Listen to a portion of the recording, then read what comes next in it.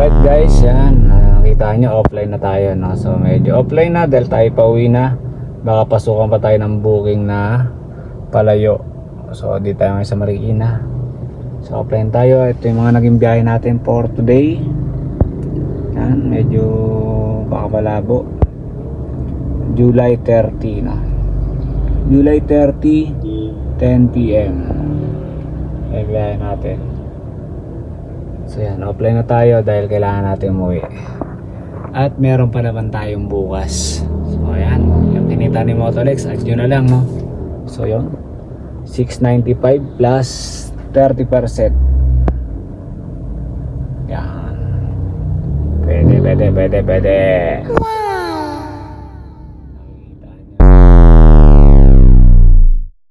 Alright guys, so last trip na natin to, kaya stop accept na natin. Then siyempre kailangan nating end trip. Trip na natin yan. Okay.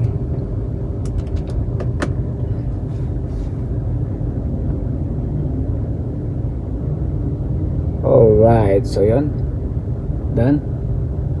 Okay. Alright, offline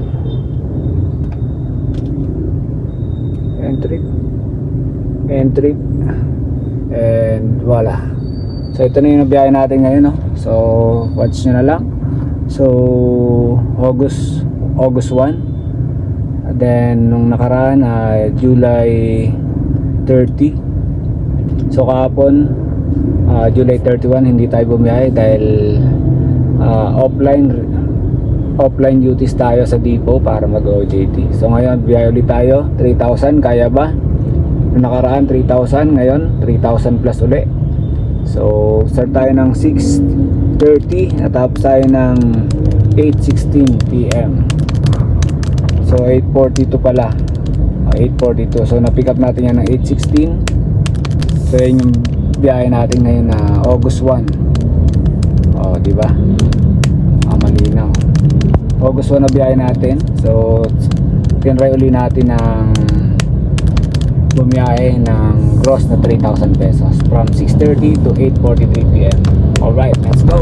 So yun, total of 3,176. So kayang-kayang kitain yan dito sa Green GSM. Siyempre extend ka lang talaga ng oras. Pero kung tatanungin mo magkano kinita ko ngayong araw na to, kwentahin nyo na lang 30% ng 3,176 plus 695. Maging parte ng Green GSM, apply na, andyan yung form sa ilalim.